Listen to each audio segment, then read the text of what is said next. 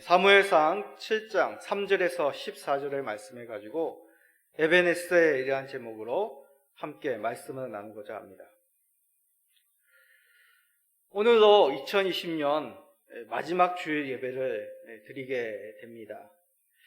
제가 이 교회에 설교를 한 것이 어제 같은데 딱 1년이 되었습니다.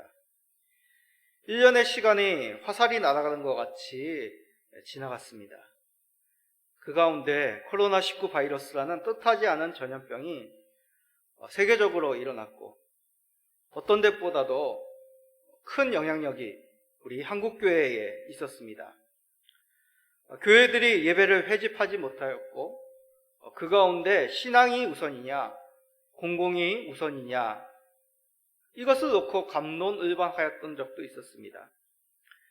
정치적인 관점으로 보는 기독교계도 있었고 이단으로 인해서 한국교회에 피해도 있었으며 상식 밖의 일부 교회의 모습으로 사회에 지탄을 받기도 하였습니다.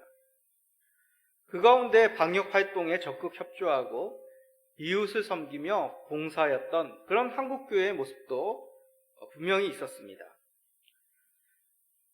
그러나 우리가 잊지 말아야 될 사실은 한국교회의 신앙의 수준이 이 일로 말미암아 만천하에 드러났다는 것입니다.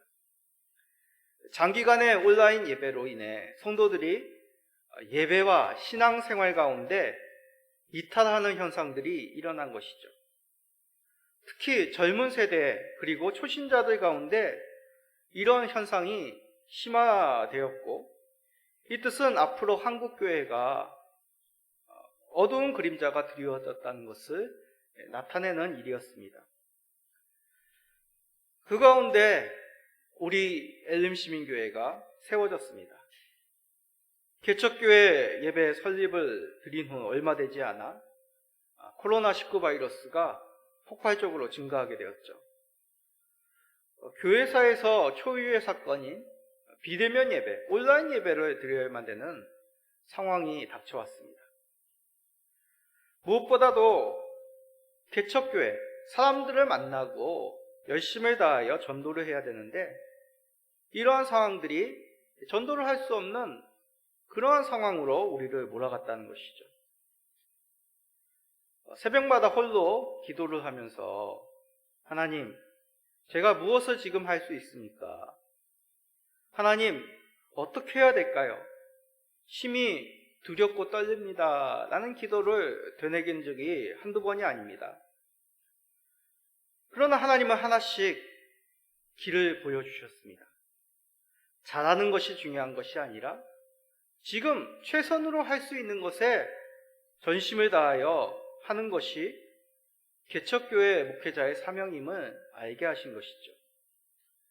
비록 지금 세상 사람들이 교회에 대해서 좋지 않은 그런 인식이 있더라도 교회 주변에 그리고 아파트 주변에 문 앞에 방역용품을 함께 동봉한 전도지를 붙이면서 그 가정을 위해서 이 동네 사람들을 위해서 기도하며 그들에게 하나님이 이 땅의 주인이심을 예수 그리스도로 말미암아 구원을 받아야 됨을 전하였습니다.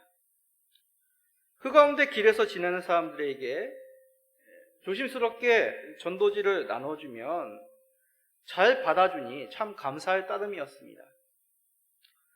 얼마나 교회에 그분들이 돌아오느냐, 나오는가, 그러한 것보다도 지금 상황에서 이렇게 할 수 있다는 것 자체가 참 감사였습니다. 또 개척교회에 대한 소식을 듣고 이곳저곳에서 섬김의 손길이 끊이지 않았습니다. 저는 그러한 섬김을 통하여 깨달았습니다. 아, 교회는 정말 주님이 세우시는구나. 지금 엘림시민교회가 무엇인가 자랑할 만한 상황은 아니지만 그러한 열매가 없더라도 믿음으로 나아가는 것, 이것이 바로 개척교회, 엘림시민교회의 사명임을 깨달았습니다. 그렇습니다. 금년의 한 해 하나님이 도우셨음을 경험하는 그러한 한 해였습니다. 이 의미를 담고 있는 성경의 단어가 바로 에벤에셀입니다. 성경에서의 에벤에셀은 하나님이 도우셨다, 도움의 돌이라는 뜻입니다. 말씀을 통해서 에벤에셀의 의미가 무엇인지 새기는 귀한 시간이 되시기를 축원드립니다.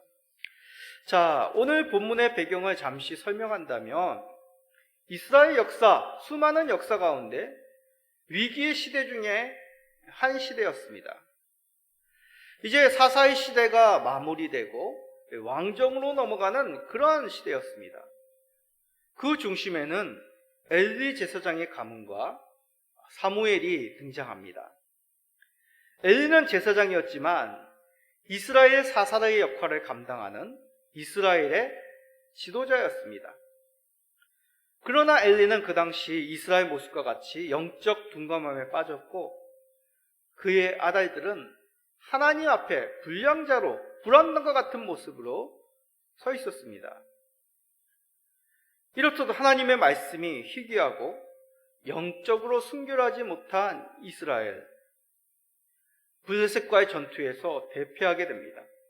그리고 하나님의 언약궤를 빼앗기게 되죠. 이 충격으로 엘리는 그만 죽게 됩니다. 이러한 역사의 중심에 엘리와 이스라엘에 대한 하나님의 엄중한 심판이었음을 성경은 이 사건으로 말씀하고 있습니다. 이러한 위기 순간 가운데 하나님께서 세운 새로운 지도자가 바로 사무엘 선지자였습니다. 사무엘 선지자는 잉택치 못한 한나의 서원으로 말미암아 이 땅 가운데 출생하게 됩니다. 하나님께서 한나의 소원을 받으시고 사무엘을 허락하심으로 이 사무엘은 젖된 후에 바로 하나님 앞에 드려지게 됩니다. 그래서 그의 유년 시절은 성막에서 자라게 되는 것이죠.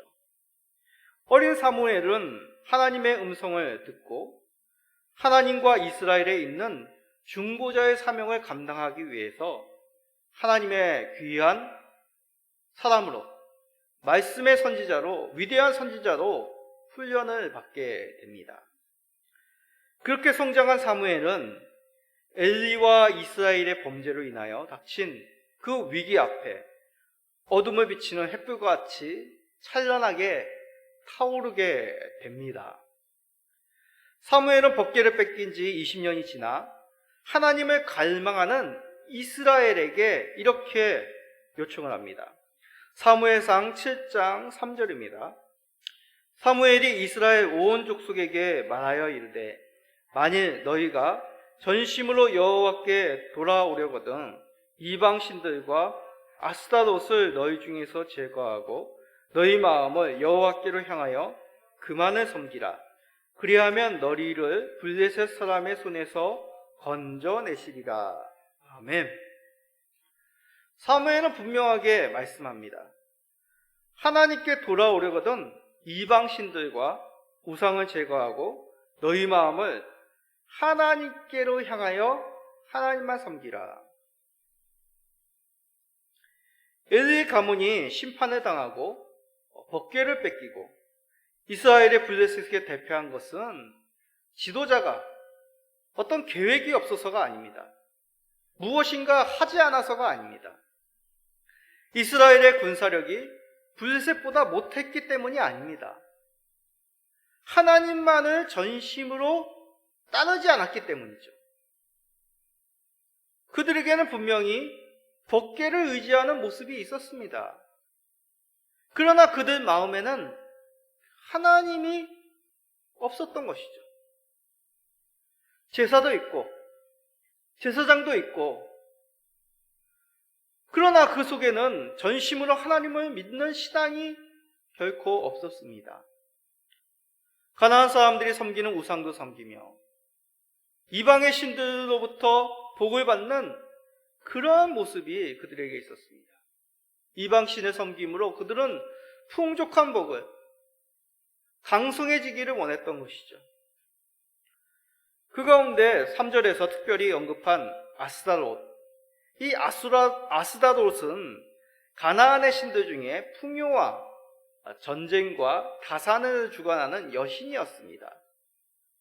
이 가나안 사람들은 주된 신인 이 바알과 이 아스다롯이 성적인 관계를 통하여 농작물이 풍요를 얻는다고 생각을 했습니다.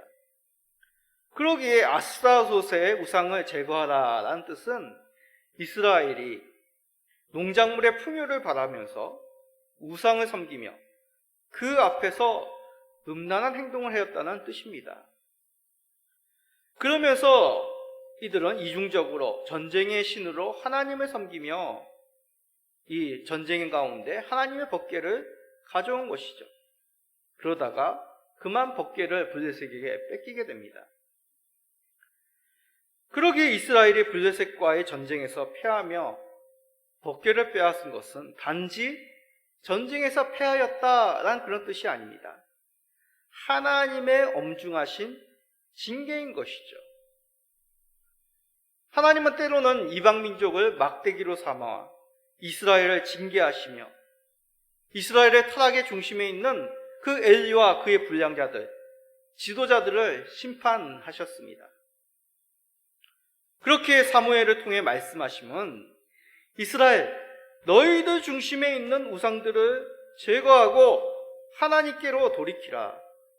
그런 하나님의 엄중하신 메시지가 담겨 있었던 것입니다. 사무엘의 외침은 단지 사무엘 선지자 한 명의 외침이 아니었습니다. 모세를 통해서 이스라엘에게 주신 십계명 가운데도 분명히 하나님은 말씀하셨습니다. 출애굽기 20장 3절에서 5절입니다. 너는 나 외에는 다른 신들을 내게 두지 말라. 너를 위하여 새긴 우상을 만들지 말고 또 위로 하늘에 있는 것이나 아래로 땅에 있는 것이나 땅 아래 물속에 있는 것에 어떤 형상도 만들지 말며 그것들에게 절하지 말며 그것들을 섬기지 말라. 아멘. 십계명의 1계명에서부터 2계명, 계명 중에 가장 기초적인 계명이죠. 하나님을 믿는 신앙의 기본이라 할 수 있습니다. 하나님께서 모세에게 십계명을 주신 이유가 바로 그렇습니다. 이제 하나님의 백성들인 이스라엘 백성들이 가나안 땅으로 들어가게 됩니다. 그들에게 가장 중요한 것은 믿음을 지켜나가는 것, 믿음의 기초를 쌓는 것입니다. 그러기에 이 홍해를 건넌 이스라엘 백성들에게 가장 필요한 것은 신앙의 삶을 어떻게 살 것을 말씀해주는 신앙의 법이 필요합니다. 그 신앙의 법이 바로 십계명이었던 것이죠. 그중 가장 기초가 되는 계명이 하나님만을 섬기며 우상을 섬기지 말라는 그런 말씀입니다. 이스라엘의 위기는 바로 하나님을 아닌 어떤 다른 무엇인가를 섬기며 의지하며 풍요를 받았던 불신앙에서부터 시작이 되었습니다. 그런 그들에게 필요한 것이 무엇이겠습니까? 바로 하나님만을 전심으로 섬기는 그 신앙의 회복이 필요한 것이었습니다. 그런데 일반적으로 위기는 단지 부정적인 측면, 이렇게 잘 안 되고 징계를 당하는 측면만 있는 것이 아닙니다. 위기는 다시 새롭게 출발하도록 만드는 그런 순적인 기능도 분명히 있습니다. 예를 들어 본다면 작년에 있었던 일본이 우리나라에게 경제 제재를 강화했던 사건이죠. 일본이 우리나라에게 첨단 재료들에 대한 수출을 제한하였습니다. 우리나라는 그런 부품으로 재료로 첨단 산업에 많은 일들을 행하였는데 우리나라 첨단 산업이 위기가 닥친 것이죠. 그런데 이런 위기로 오히려 국내에서 첨단 재료를 생산하는 노하우를 열심히 연구하여 얻게 되었습니다. 그러므로 위기가 오히려 호재가 되는 그러한 일들이 좋은 예라고 할 수 있습니다. 신앙적으로도 하나님은 때로는 그의 백성들에게 위기를 안겨주심으로 새롭게 각성하도록 만드십니다. 코로나19 바이러스도 우리들에게 주는 메시지, 그런 뜻이 아닐까요? 세상의 눈으로 보면 단지 팬데믹 상황이지만 우리의 신앙의 비추음은 이미 예견된 신앙의 불시험이었습니다. 코로나19 바이러스로 인해 우리가 무엇을 의지하였는지를 만천하에 드러나게 된 것이죠. 우리는 혹시 순전한 믿음이 아니라 어떤 종교적인 분위기, 그 경외관, 어떤 이름값에 우리의 신앙을 의지하지는 않았는지 우리는 살펴보아야 됩니다. 코로나로 어떤 우리가 예전에 써왔던 웅장하고 화려한 그러한 겉의 외형들은 다 사라지게 되었습니다. 그럼에도 하나님을 순전하게 의지하며 하나님께 예배드린 자들은 어떤 환경 속에서도 전심을 다하여 하나님 앞에 나아가기에 힘을 내었습니다. 중심이 하나님께로 향한다는 것은 이런 것이죠. 어떤 상황이 닥치더라도 혹시라도 하나님께서 우리들을 징계하는 상황일 때일수록 우리는 각성하며 다시 한번 하나님께로만 그 마음을 고정시킨다는 것입니다. 그래서 사무엘은 외칩니다. 너희 중에 우상을 제거하고 마음을 여호와께로만 향하여 그만 섬기라. 절박함 속에서 전심으로 하나님께만 마음을 둘 것을 이스라엘에게 요청한 것입니다. 우리는 어떠하였습니까? 아무것도 할 수 없는 그 절박함이 더욱 하나님께로만 마음을 고정하도록 우리의 신앙을 각성하지 않았습니까? 비대면으로만 예배를 드리는 상황이 의로 하여금 겉으로 보이는 것, 부수적인 것이 중요한 것이 아니라 하나님만을 사모하는 것, 하나님께만 우리의 마음을 고정시키는 것이 얼마나 중요한지를 깨닫게 하셨습니다. 우리들도 어려움들을 통해서 하나님께로만, 말씀으로만 더욱 마음을, 신앙을 고정하시는 우리 모든 성도님들이 되시기를, 그러함으로 하나님의 도우심을 경험하시는 그러한 앞의 삶이 되시기를 예수 그리스도의 이름으로 축원드립니다. 자, 그렇다면 하나님께 마음을 두기 위해 먼저 해야 될 일이 무엇일까요? 바로 자신들의 과거, 옛 우리들의 과거를 돌아보며 하나님께 회개하는 것입니다. 죄된 삶을 돌이키지 않으면서 어떻게 새롭게 각성할 수 있겠습니까? 우리가 돌이키지 않는다면 아무런 신앙에 도움이 될 수가 없습니다. 그래서 하나님은 사무엘을 통해서 이스라엘에게 죄의 회개를 요청하십니다. 사무엘상 7장 6절입니다. 그들이 미스바에 모여 물을 길어 여호와 앞에 붓고 그날에 종일 금식하고 거기에서 이르되 우리가 여호와께 범죄하였나이다 하니라. 사무엘이 미스바에서 이스라엘 자손을 다스리니라.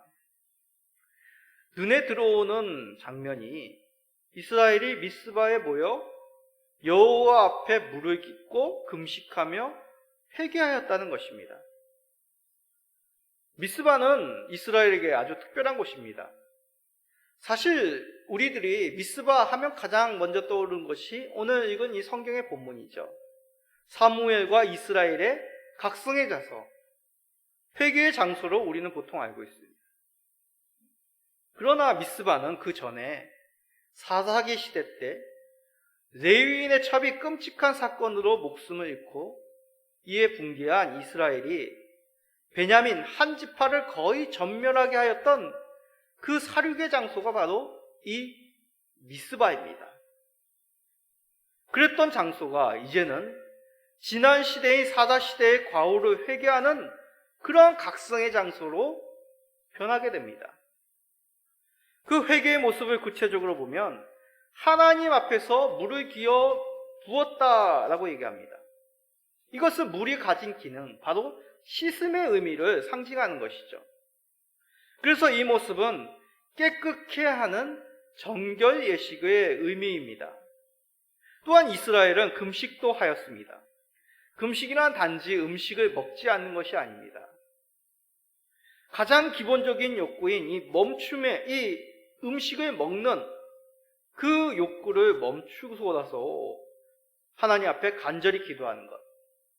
음식을 먹지 않으면 어떻게 됩니까? 죽게 되죠. 생명을 담보로 하여 하나님 앞에 간절히 기도하는 것이 바로 금식 기도입니다. 이스라엘은 자신들의 죄를 회개하며 돌이킬 수 있도록 간절하게 하나님 앞에 전심으로 나아갔다는 것입니다. 그 가운데서 사무엘은 범죄한 너희 이스라엘만 기도해라, 그렇게 말하지 않았습니다. 같이 사무엘은 기도한 것이죠. 이는 사무엘이 하나님과 이스라엘을 잇는 중보자의 직임을 감당하였다라는 뜻입니다. 시편을 통해서도 중보자 사무엘에 대해서 말씀하고 있습니다. 시편 99편 6절입니다. 그의 제사장들 중에는 모세와 아론이 있고 그의 이름을 부르는 자들 중에는 사무엘이 있도다. 그들이 여호와께 간구하며 응답하셨도다. 모세와 아론은 우리가 잘 알고 있습니다. 하나님이 이스라엘에게 주신 위대한 지도자요, 또한 제사장이요, 중보자로서 그 사명을 감당하게 되죠. 그런데 오늘 말씀 시편 99편 6절은 그 제사장의 역할을 감당하였듯이 사무엘도 중보자의 역할을 하나님과 이스라엘 사이를 이었다, 중보하였다라고 이렇게 말합니다. 모세는 어떻습니까? 이스라엘이 가데스 바네아에서 하나님을 원망함으로 하나님 앞에 진멸되게 되었을 때 하나님 앞에 나서서 모세는 이스라엘을 위하여 중보하게 되죠. 그저 모세는 그렇습니다, 저들은 죽어야 하나님 앞에 심판을 받아도 마땅합니다, 그렇게 방관하지 않았습니다. 여호와께서 용서하시기를 구하며 모세는 마치 자신의 범죄인 양, 자신이 회개해야 되는 양 하나님 앞에 간절히 기도합니다. 중보자의 사명이 이런 것이죠. 그래서 중보자들에게 필요한 것, 우리라는 것입니다. 떠나지 말아야 될 그 단어가 제가 그 죄를 범하였습니다, 제가 잘못하였습니다 라는 것입니다. 구약 제사제도 가운데 제사장들이 범죄해서 자기의 죄를 제사 드리는 것이 아니지 않습니까? 구약의 제사의 1차적인 목적은 그 제물을 드리는 제사자들을 사하기 위함입니다. 이스라엘의 죄를 하나님께 사함받기 위하여 제사장들은 지성소로 나아갔다는 것이죠.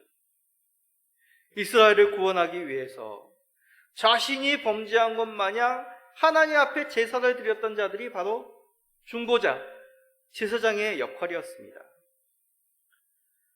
그러나 구약의 제사자, 중보자들은 오실 참된 중보자의 그저 모형에 불과한 것이죠. 이들은 죄가 분명히 있었습니다. 그러기에 희생의 제물을 통하여서 자신의 죄를 용서함 받고 같이 하나님 앞에 나아가야 됐다는 것이죠. 그런데 오시는 참된 중보자, 그 중보자는 누구겠습니까? 자신의 죄가 없으시고 그 회개의 모습으로 사역을 감당하시는 그 참된 중보자가 누구시냐고요. 히브리서 8장 6절에 대해서 이렇게 얘기합니다. 그러나 이제 그는 더 아름다운 직분을 얻으셨으니 그는 더 좋은 약속으로 세우신 더 좋은 언약의 중보자시니라. 이 중보자가 누구겠습니까? 이 중보자는 그 아름다운 직분으로 더 좋은 약속으로 세워주신 참된 언약의 중보자이십니다. 바로 예수 그리스도시죠. 하나님만을 전심으로 섬기지 않는 우리들을 위해 아버지께 은혜를 구하는 참된 중보자로 오셨습니다. 사람의 제사장들은 자신의 죄를 위해서도 중보해야 되나, 우리의 주님은 그러실 필요가 없는 참된 중보자이십니다. 지금도 하나님의 그 보좌 우편에 앉으셔서 우리들을 위해서 중보하고 계신 것이죠. 예수님께서 제자들을 위해서 중보하셨던 모습을 한번 살펴봅시다. 요한복음 17장 15절입니다. 내가 비옵는 것은 그들을 세상에서 데려가시기를 위함이 아니요 다만 악에 빠지지 않게 보존하시기를 위함이니이다. 예수님께서 이제 십자가의 사역을 지시기 위하여 이 땅 가운데서 이제 그 모든 사역을 마치셔야 되는데 그 가운데 제자들을 위해서 중보하십니다. 제자들을 고아와 같이 내버려두지 아니하시고 제자들의 믿음을 위해서 예수님은 중보하신 것이죠. 우리가 지금 이런 혼란함 속에서 믿음 잃지 않은 것, 이것은 우리들의 신앙이 대단해서가 아닙니다. 지금도 우리 주님께서 우리를 위하여 중보하고 계시기 때문이죠. 우리의 죄된 본성을 위해 피 흘려 주신 그 대속의 사역을 완성하신 우리 주님께서 지금도 우리의 연약함을 위하여 기도하시면서 이루 말할 수 없는 탄식으로 우리와 함께 이 어려움을 이겨나가고 계시다는 것입니다. 2020년도 한 해 예수 그리스도의 대속의 중보, 그 도우심의 중보로 에베네셀의 은혜를 우리가 경험하였습니다. 우리가 연약하고 여전히 전심으로 하나님 앞에 향하지 못하는 그런 죄된 본성이 있지만 예수님으로 말미암아 하나님께서 우리를 도우셨으니 그 에베네셀의 은혜 우리가 어찌 잊을 수 있겠습니까? 이제 그 받은 은혜, 하나님의 도우신 은혜를 가지고 우리가 세상으로 나아가기를 소원합니다. 에베네셀의 은혜를 예수 그리스도의 이름으로 이웃에게 전하시는 우리 모든 성도님 되시기를 축원드립니다. 자, 그런데 이런 결단을 가지고 하나님께로만 마음을 고정하려면 세상은, 악한 세력은 가만히 두지 않습니다. 하나님께로만 시선을 고정하지 못하도록 여러 일들이 일어나게 되죠. 우리의 믿음을 무너뜨리는 사단의 회방입니다. 이스라엘도 마찬가지입니다.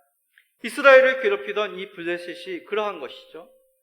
블레셋은 미스바에 이스라엘이 모였다는 소식을 듣자 다시 한번 그들을 패하도록 전쟁에서 그들을 무찌르려고 군대를 모아서 진격을 하게 됩니다. 이러한 소식에 다급해진 이스라엘은 더욱 절박함으로 사무엘에게 요청합니다. 사무엘상 7장 8절입니다. 이스라엘 자손이 사무엘에게 이르되 당신은 우리를 위하여 우리 하나님 여호와께 쉬지 말고 부르짖어 우리를 블레셋 사람들의 손에서 구원하시게 하소서 하니. 사람이 다급해지고 절박하면 참으로 의지할 만한 것에 기대기 마련이죠. 이스라엘은 예전의 불신앙이 아니라 그 절박함 속에 하나님만을 의지하기를 원합니다. 그래서 사무엘에게 요청합니다. 하나님께 쉬지 말고 부르짖어 달라. 예전에 법궤에만 의존했던 이스라엘이 아닙니다. 이제 하나님을 의지한 없이는 전쟁에 임할 수가 없다는 것이죠. 정말 힘이 되어주고 능력이 되는 존재가 무엇인지를 이스라엘은 깨닫게 된 것입니다. 오직 구원은 하나님께만 있구나. 하나님이 이스라엘에게 얼마나 귀중한 분임을 그들은 절실히 깨달았습니다. 그 깨달음을 어떻게 하였습니다? 전심을 담아 예배 자리에 가지고 나온 것이죠. 하나님만이 우리의 도움이시니 하나님을 붙잡고 하나님만은 섬기는 그러한 예배 자리에 나가는 것이 당연한 것 아니겠습니까? 그래서 사무엘은 전심을 담아 예배를 준비합니다. 사무엘상 7장 9절입니다. 사무엘이 젖 먹는 어린 양 하나를 가져다가 온전한 번제를 여호와께 드리고 이스라엘을 위하여 여호와께 부르짖음에 여호와께서 응답하셨더라. 아멘. 여기서 우리가 눈여겨볼 단어가 온전한 번제입니다. 번제를 구별된 제물을 그 정해진 방법으로 준비하여서 거룩한 불로 모두 태워드리는 것이 바로 번제입니다. 그 제물을 하나님 앞에 드림으로 말미암아 이 제사장은 헌신과 죄의 해결, 죄의 속죄함을 받게 되는 것이죠. 레위기 1장 4절은 번제에 대해서 이렇게 말씀합니다. 그는 번제물의 머리에 안수할지니 그를 위하여 기쁘게 받으심이 되어 그를 위하여 속죄가 될 것이라. 사무엘이 젖 먹는 어린 양 하나를 가져다가 번제를 드렸다는 것은 바로 온전한 번제가 드려지기 위해 이스라엘 백성의 속죄의 제물로 이 어린 양을 드렸다는 것입니다. 이런 제물이 준비되어야 되는 이유, 제사를 통해 제사자들이 거룩함을 회복하기 위함이죠. 제물이 대신 죗값을 치르고 피를 흘림으로 하나님의 진노로부터 그들이 보호받고 그 피로 말미암아 제사자는 온전함을 회복하게 되는 것이 바로 번제의 의미입니다. 이렇듯 제사자의 온전함을 회복하기 위해 필요한 것이 온전한 예배, 온전한 대속물이듯이 구별되어지고 거룩한 제물과 예배는 이 예배자들에게 하나님의 거룩함을 덧입게 되는 그 은혜의 수단으로 하나님께서 사용하시는 것입니다. 우리의 거룩을 회복시킬 제물은 무엇일까요? 우리가 헌금을 열심히 하면, 우리가 정말 헌신을 열심히 하고 그런 물질을 많이 드리면 우리가 사함을 받겠습니까? 이건 카톨릭에서 하는 얘기죠. 아닙니다. 우리를 거룩해 만들고 우리를 온전케 예배를 드릴 수 있는 그것은 단지 하나, 바로 예수 그리스도의 보혈의 은혜입니다. 온전한 제물, 거룩한 제물이신 예수님께, 그 예수님이 바로 산제물이 되심으로 우리는 그 이름을 의지하여 하나님 앞에 나아가는 것이죠. 그러므로 우리는 예수 그리스도로 말미암아 의롭다 칭함을 얻게 되었습니다. 히브리서를 통하여 담대히 예수를 따라 영문 밖으로 나갈 수 있는 것, 바로 이러한 이유라고 우리들에게 말씀합니다.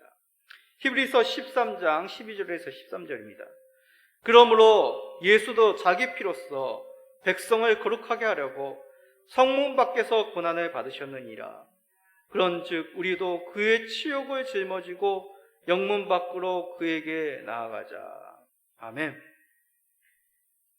예수 그리스도로 우리가 감히 이 땅의 안식처가 아니라 영문 밖, 이 땅의 예루살렘이 아니라 그 성 밖을 나가서 하늘의 본향, 하늘의 도성으로 나아갈 수 있는 것, 바로 예수 그리스도, 그 십자가의 치욕, 그 보혈의 의미를 우리가 짊어질 때 우리는 하나님 앞에 나아갈 수 있는 것입니다.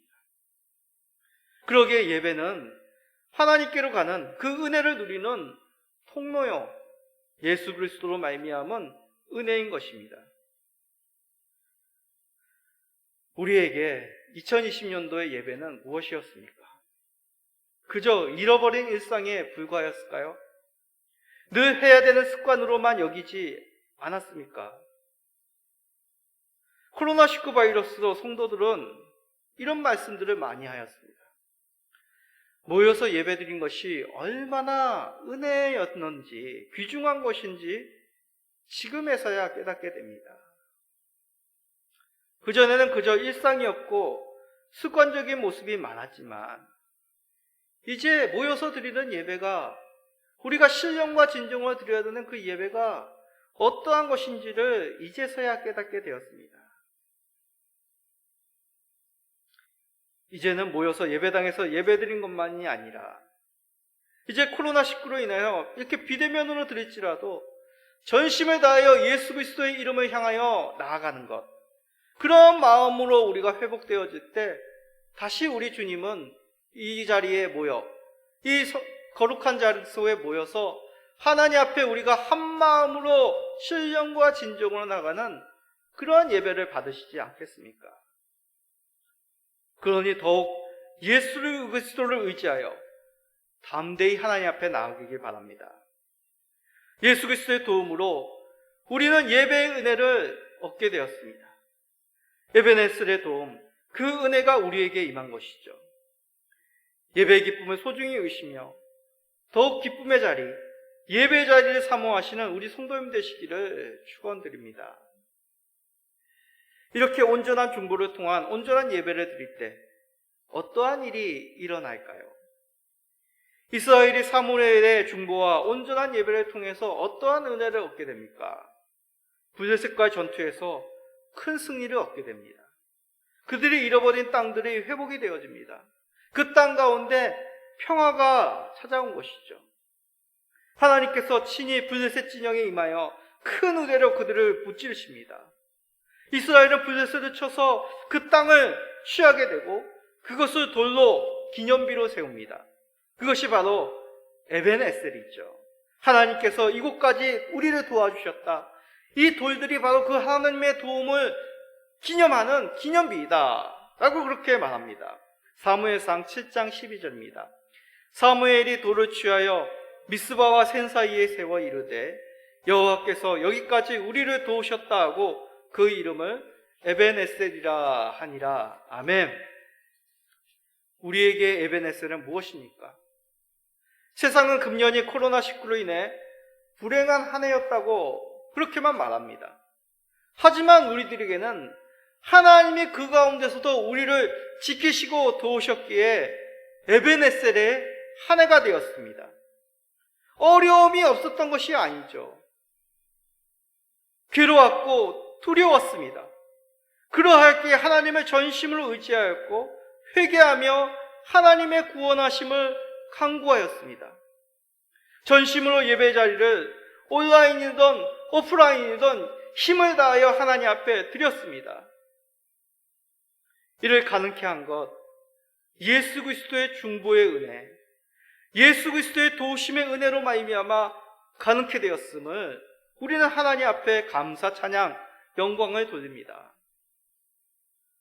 이런 에베레스의 은혜로 이제 두려움이 아니라 담대함으로, 어려움만이 아니라 이를 이겨내는 승리로 말미암아, 평안을 말미암아 이것을 우리가 마음껏 누리고 하나님을 찬양하는 우리 모든 성도님 되어야 되지 않겠습니까?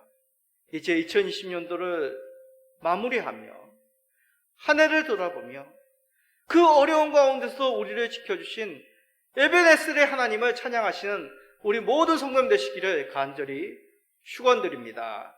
아멘.